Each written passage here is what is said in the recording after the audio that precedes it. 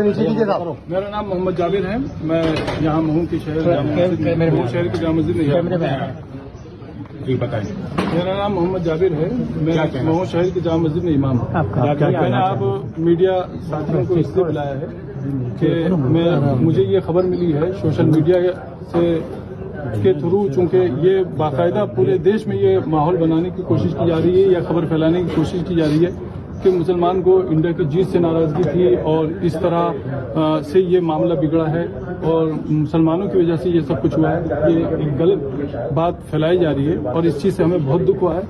मुस्लिम कौम को या मुस्लिम समाज को इस तरह बदनाम करने की कोई जरूरत नहीं है। मुसलमान भी इसी देश के वासी हैं। ये परसेप्शन चूंकि देश में बहुत सारे लोगों ने पहले से ही बना रखा है कि मुसलमान जो है वो देश विरोधी है, और जबकि कहानी यहाँ पर जो शुरू हुई है वो इस तरह शुरू हुई है कि सबसे पहली चीज शासन प्रशासन से जिस तरह की चूक हुई है, उन चूकों के चलते यहाँ पर यह हादसा हुआ है। दोनों तरफ के लोगों से की सहमति, शासन की प्रशासन की मौजूदगी में और बीचवानी में रहकर ये बात रखकर ये बात तय हुई थी कि जामा मस्जिद के इस रूट से किसी तरह का जुलूस नहीं निकलेगा।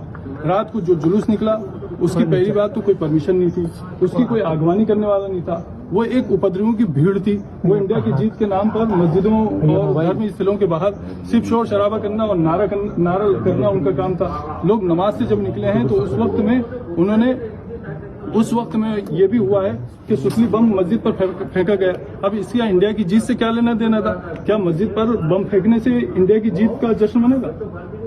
ये बहुत बुरी बात हुई है और इस चीज का हमें बहुत दुख है कि एक तरफ गलती करने वाले गलती कर रहे हैं, दूसरी तरफ कुछ लोग ऐसे हैं जिनके हाथ में किसी भी तरह का सोशल मीडिया का कोई सा भी प्लेटफॉर्म या आईडी है तो वो उसके थ्रू ये फैलाने की कोशिश कर रहे हैं कि मुसलमान जो है वो देश का विरोधी है और इंडिया की जीत से उसको तकलीफ है वगैरह वगैरह वगैरह। हम इस चीज से बहुत दुखी हैं और बहुत साफ साफ कहना चाहते हैं कि हमारी मस्जिद न पाकिस्तान में है न हमारे महल्ले बांग्लादेश में।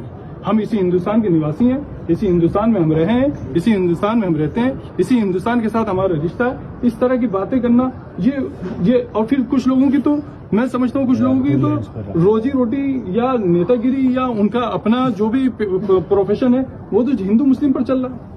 तो उन लोगों के पास पद है या ओहदा है या पावर है, वो इस तरह की बात करते हैं, उनको शोभा नहीं देता।